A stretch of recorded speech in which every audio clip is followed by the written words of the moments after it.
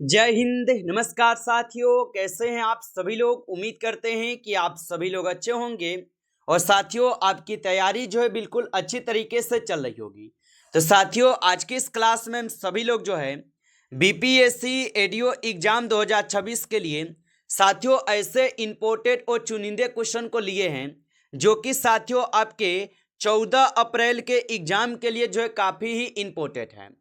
और साथियों आप सभी लोग का जो एग्जाम है ये आपके 14 अप्रैल से लेकर 21 अप्रैल तक आपका एग्जाम की प्रक्रिया जारी रहेंगे। और साथियों यदि आपका एग्जाम 14 से लेकर 21 अप्रैल के बीच में भी है तो आपके लिए ये क्लास जो है साथियों रामबाण क्लास साबित हो सकते हैं। तो आप इस क्लास को बिल्कुल अच्छे से देखिएगा।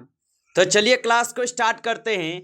उनसे पहले यदि आप इस चैनल पे पहली बार जुड़े हैं तो आप जो है इस चैनल को सब्सक्राइब कर लीजिए और सब्सक्राइब करके आप ऑल नोटिफिकेशन को ऑल पे दबा के जुड़ जाइए, जिससे कि जब भी कोई नई क्लास हो सबसे पहले क्लास का नोटिफिकेशन जो है आपके पास पहुंच सके। तो आप इस चैनल को सब्सक्राइब कर लीजिए, साथ ही साथ आप जो है इस क्लास को भी लाइक जरूर कर लीजिएगा। तो चलिए क्लास को स्टार्ट करते हैं और देखिएगा क्वेश्चन क्या पूछा गया है।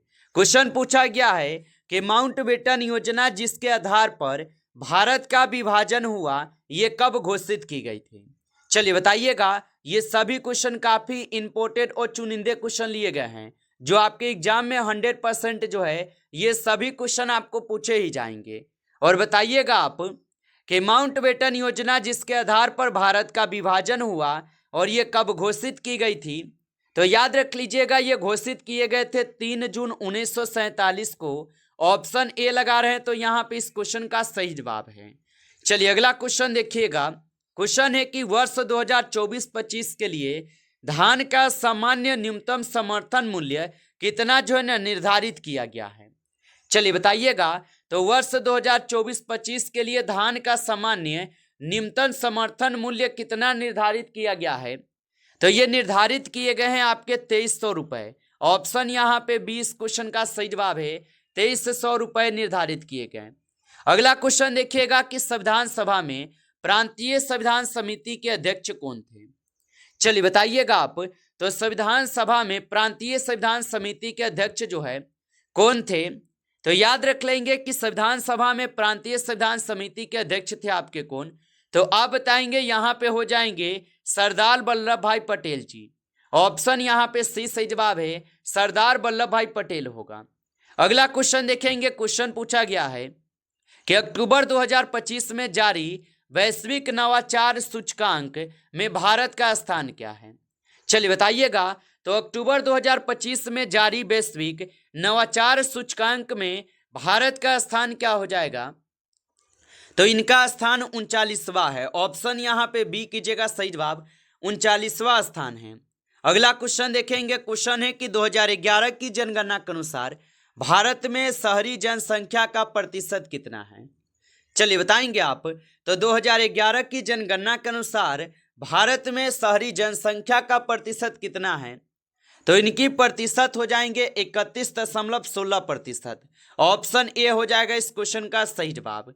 अगला क्वेश्चन देखेंगे। क्वेश्चन है कि प्रार्थना समाज की स्थापना 1867 में किसने की थी। चलिए बताएंगे आप। तो प्रार्थना समाज की स्थापना 1867 में किसने की थी। तो इनकी स्थापना किए थे आत्माराम पांडुरंग। ऑप्शन आपका बी यहाँ पे इस क्वेश्चन का सही जवाब है। चलिए आगे देखेंगे। अगला क्वेश्चन पूछा गया है कि साइबर अपराध में रेशम बेयर हमले का मुख्य उद्देश्य क्या होता है। तो साइबर अपराध में रेशम बेयर हमले का मुख्य उद्देश्य क्या होता है। तो इनका उद्देश्य क्या हो जाएंगे। तो याद रख लीजिएगा सिस्टम को लॉक करके फिरौती मांगना। ऑप्शन यहाँ पे जो है 20 क्वेश्चन का सही जवाब है। चलिए आगे देखिएगा। अगला क्वेश्चन क्या पूछा गया है। क्वेश्चन पूछा गया है आपसे कि G20 में हाल ही में शामिल हुआ अफ्रीकी संघ कितने देशों का समूह है। चलिए बताएंगे आप। तो G20 में हाल ही में शामिल हुआ अफ्रीकी संघ कितने देशों का समूह हो जाएगा। तो ये हो जाएंगे कुल 55 देशों का समूह। ऑप्शन आपका बी सही जवाब है। आगे देखेंगे। अगला क्वेश्चन है हड़प्पा सभ्यता में गोदीबारा किस स्थल की प्रमुख विशेषता थी। चलिए बताएंगे। तो हड़प्पा सभ्यता में गोदीवारा किस स्थल की प्रमुख विशेषता थी? तो याद रखेंगे लोथल के हो जाएगा। ऑप्शन यहाँ पे 20 सही जवाब है, लोथल के हो जाएगा। अगला क्वेश्चन देखेंगे, क्वेश्चन पूछा गया है, क्वेश्चन है कि भारतीय संविधान की 10वीं अनुसूची किस संशोधन द्वारा जो है जोड़ी गई? चलिए बताएंगे आप। तो भारतीय संविधान की जो 10वीं अनुसूची है ये किस संशोधन के द्वारा जोड़ी गई थी? तो ये जोड़े गए थे आपके 52वां संविधान संशोधन 1985 द्वारा। ऑप्शन आपका सी सही जवाब है, याद रख लेंगे। चलिए आगे देखिएगा, अगला यहाँ पे क्वेश्चन पूछा गया है। क्वेश्चन क्या पूछा है कि पीएम विश्वकर्मा योजना के तहत कारीगरों को कितने प्रतिशत ब्याज दर पर ऋण उपलब्ध कराया जाएगा? तो याद रख लीजिएगा, पीएम विश्वकर्मा योजना के तहत कारीगरों को कितने प्रतिशत ब्याज दर पर ऋण उपलब्ध कराया जाता है?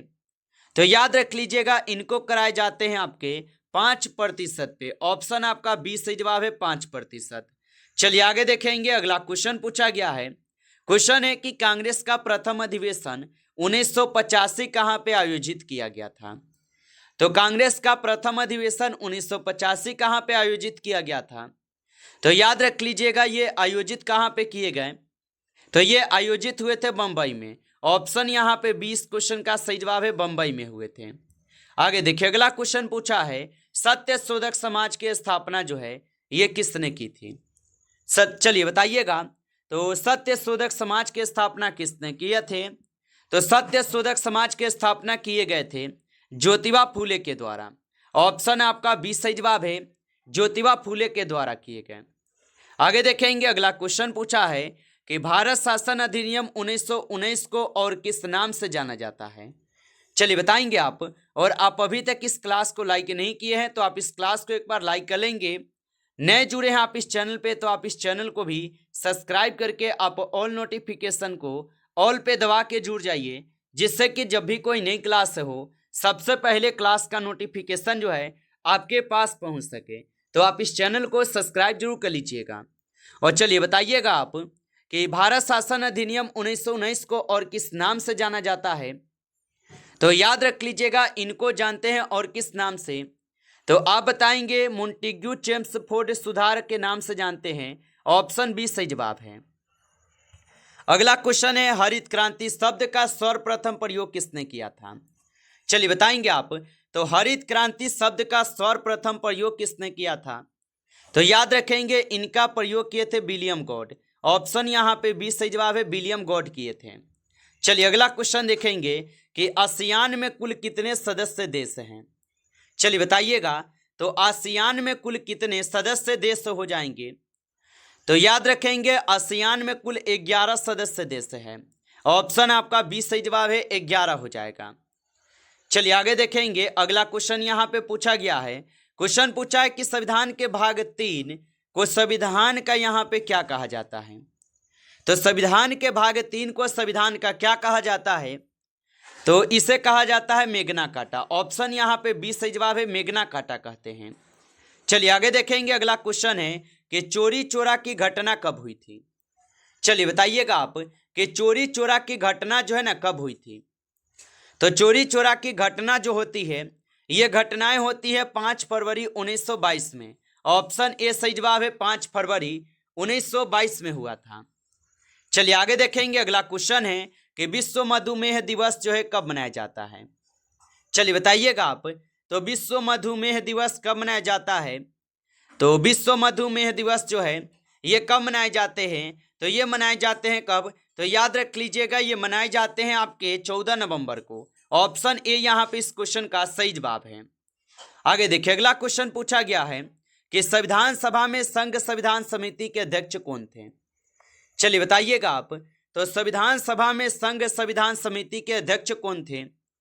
तो याद रख लेंगे, इनके अध्यक्ष हो जाएंगे पंडित जवाहरलाल नेहरू जी। ऑप्शन आपका 20 सही जवाब है, पंडित जवाहरलाल नेहरू होगा। अगला क्वेश्चन पूछा गया है कि कुल दाल उत्पादन में भारत का शीर्ष राज्य कौन सा है? चलिए बताएंगे। तो कुल दाल उत्पादन में भारत का शीर्ष राज्य कौन सा है? तो यहाँ पे हो जाएंगे मध्य प्रदेश। ऑप्शन यहाँ पे 20 सही जवाब है, मध्य प्रदेश हो जाएंगे। अच्छे से आप इनको याद रखेंगे। चलिए आगे देखेंगे, अगला क्वेश्चन यहाँ पे पूछा गया है। क्वेश्चन क्या पूछा गया है कि भारतीय राष्ट्रीय कांग्रेस के किस अधिवेशन में पूर्ण स्वराज का प्रस्ताव जो है पारित किया गया। तो याद रख लीजिएगा, भारतीय राष्ट्रीय कांग्रेस के किस अधिवेशन में पूर्ण स्वराज के प्रस्ताव पारित किया गया था। तो यह किए गए थे कहां पे, तो आप बताएंगे लाहौर अधिवेशन 1929 में। ऑप्शन आपका बी सही जवाब है, लाहौर अधिवेशन 1929 में हुआ। चलिए आगे देखिए, अगला क्वेश्चन यहां पे पूछा जा रहा है। क्वेश्चन पूछा है कि मौद्रिक नीति की यहां पे मौद्रिक नीति समिति की अध्यक्षता कौन करता है। तो मौद्रिक नीति समिति की अध्यक्षता जो है यहाँ पे किए जाते हैं आपके आरबीआई गवर्नर के द्वारा।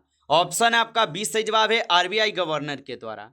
अगला क्वेश्चन पूछा गया है कि राष्ट्रीय महिला आयोग की वर्तमान अध्यक्ष कौन है।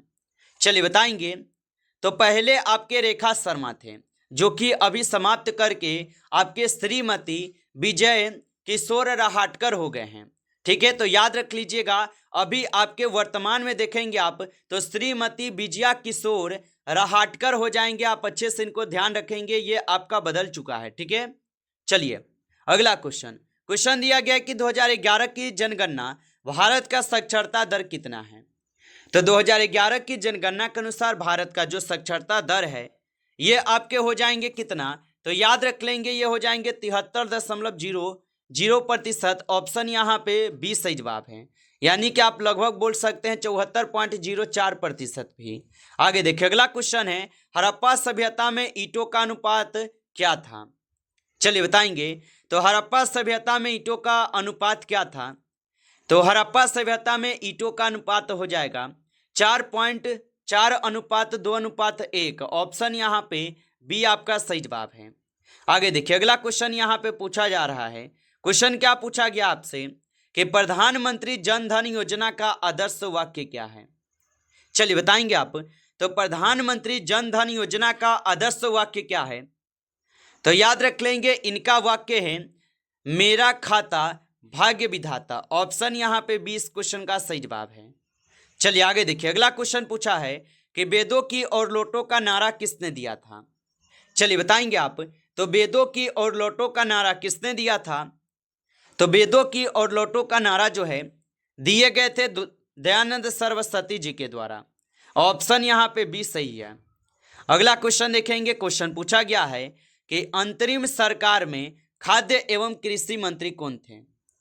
तो अंतरिम सरकार में खाद्य एवं कृषि मंत्री कौन थे, तो याद रख लीजिएगा doctor Rajendra Prasad. Option A यहाँ पे सही जवाब है, डॉक्टर राजेंद्र प्रसाद हो जाएगा।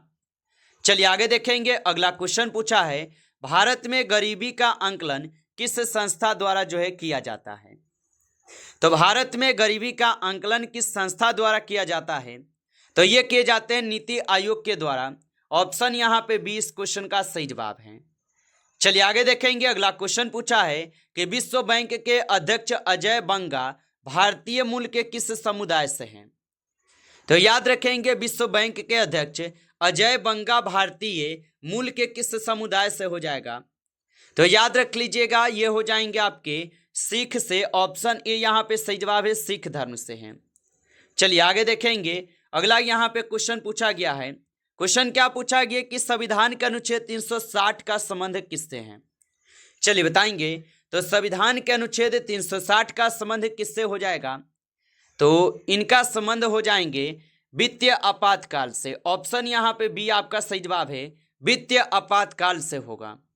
चलिए आगे देखेंगे। अगला क्वेश्चन पूछा गया है कि भारत छोड़ो आंदोलन के दौरान गांधी जी को गिरफ्तार करके कहां पर रखा गया था। तो याद रखेंगे कि भारत छोड़ो आंदोलन के दौरान गांधी जी को गिरफ्तार करके कहां पर रखा गया था, तो इनको रखे गए थे आपके आगा खान पैलेस में। ऑप्शन ए या ऑप्शन यहाँ पे 20 क्वेश्चन का सही जवाब है। चलिए आगे देखेंगे। अगला क्वेश्चन है कि ज्वार उत्पादन में भारत का शीर्ष राज्य कौन सा है। तो ज्वार उत्पादन में भारत का शीर्ष राज्य कौन सा हो जाएगा, तो यहाँ पे हो जाएंगे महाराष्ट्र। ऑप्शन यहाँ पे बी कीजिएगा आप सही जवाब, महाराष्ट्र हो जाएगा, याद रखेंगे। अगला क्वेश्चन है राष्ट्रीय सांख्यिकी आयोग की स्थापना जो ये किस समिति की सिफारिश पर हुई थी। तो राष्ट्रीय सांख्यिकी आयोग की स्थापना किस समिति की सिफारिश पर हुई थी, तो इनकी स्थापना यहाँ पे हुए थे रंगराजन समिति के सिफारिश पे। ऑप्शन ए सही जवाब है, रंगराजन समिति की सिफारिश पे। चलिए आगे देखेंगे। अगला क्वेश्चन है कि संविधान सभा के उपाध्यक्ष कौन थे?